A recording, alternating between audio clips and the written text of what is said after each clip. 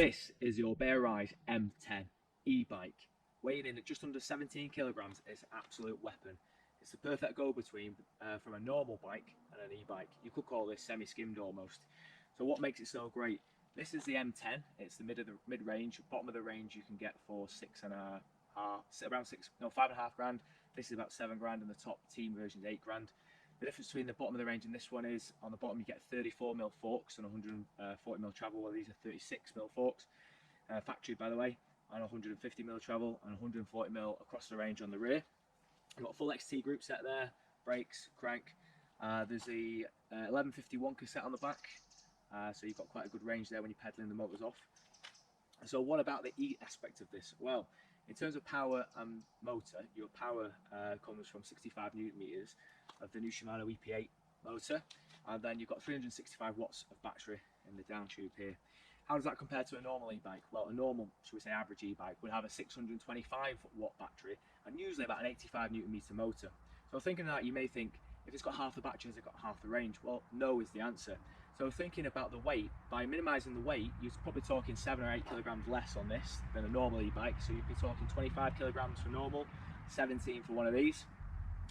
You're not carrying 8 kilograms with every pedal stroke. So do you need all that battery to carry it? Think if you were on a normal bike and you had 8 bags of sugar in your backpack, you would definitely feel the difference there. So it kind of works out. It's called rider synergy, is what the ORBEA marketing people call it. And it's all about having a more natural feel with the bike. So when you're riding this motor as well, it has a minimal amount of drag. So when it's off, you can't feel any resistance. Well, a little bit, but you're probably not going to notice. Again, with the normal e-bikes, you tend to feel when you're pedaling and you stop pedaling, there's a jerk as the power cuts out. This has a very natural feel, and even when you stand up the pedals and you're getting that backwards rotation is when you feel the staccato movement from the motor. This is really natural, and through the full momentum of this stroke, it just feels like you're pedaling a normal bike. Now, ORBEA say your cadence between 75 and 90 is when this motor is going to come into its own.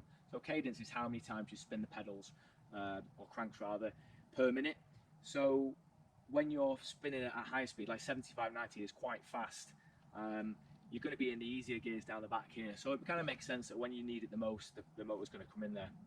In terms of configuration of the motor, if you download the Shimano eTube app, you can look at 2 profiles and configure them as you wish. But the kind of setup, the first one is a more natural, long cross-country feel, maximised to get the most out of your battery in the day's riding. And the second profile is more towards power, i.e. if you're just doing laps up a hill and then you're descending and you want to get the most power out of the motor. I should also say as well, there's a feature on there that I've not seen on my other e-bikes, which is the power that it gives you when it sets off and then the power.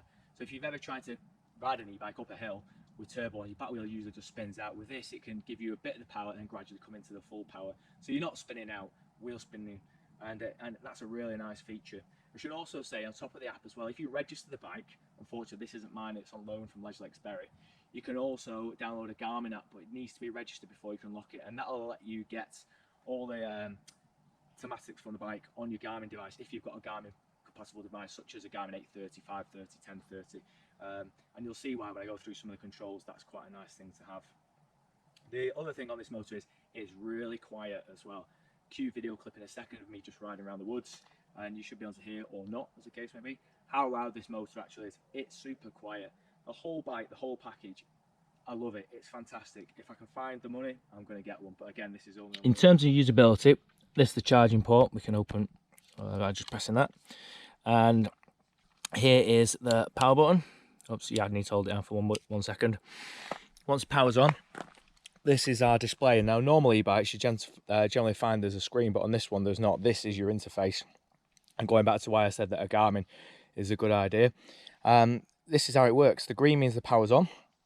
We can cycle through the user assistance using these. There's 4 modes: off, obviously, eco, trail, and boost.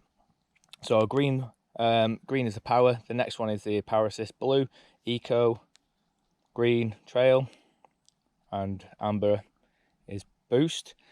So we can use this button to do that, or also we've got this interface where down we'll cycle the power modes down, and up will obviously go up all the way to down.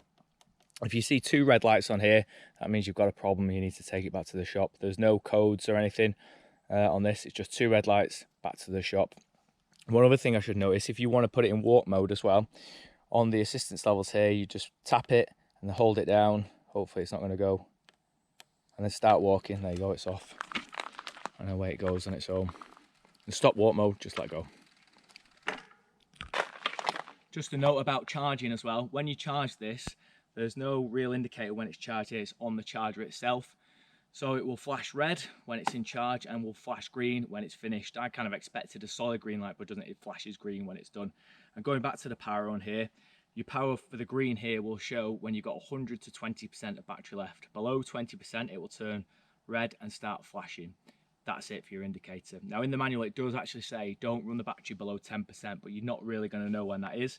So if you start getting red, it's probably a good idea to turn the assistance off and just pedal normally, and then just crack it on a little bit when you need it. It's so Up this little hill and put the camera near the motor and see if you can see the difference, or rather hear the difference. So we're in no assistance.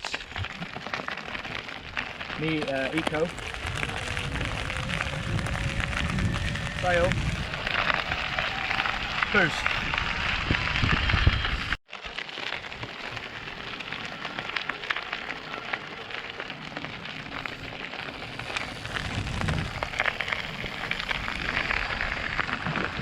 So I'm over at Gisburn, just come across some likely lads, and they've had a go on the ORBEA.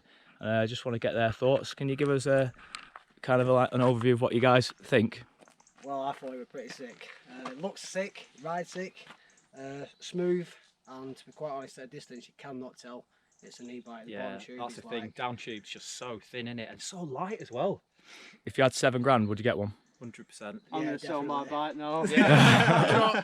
E-bike hater here. Yeah. You know, I'm the first one against them. First go on one as well, to be fair. And yeah, I can see why people are doing it, and why and it's the first one that I've actually looked at. I think, do you know what? Wow, nice. Yeah, that. I've resisted today, and now I'm like, Now we've got I can these see bad why you boys. get one. Yeah. Yeah. They're absolutely fantastic, aren't they?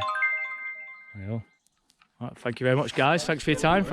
I must also say a massive thanks to LeisureLakes in Bury. They've lent me this bike free for a few days to just have a ride on and stuff. They have a massive range of e-bikes, and they even got some of these in stock. Check them out at LeisureLakesBikes.com or pop in the shop. That's the best thing to do. You can have a sit on some of them. So thanks to LeisureLakes. Spot on. Appreciate it. Now, just need to find $7 to get myself one of these to stay in my garage. Right, I hope you enjoyed the video. Post any questions below. Don't forget to like and subscribe if you're not already subscribed. It all helps. Thank you very much. See ya.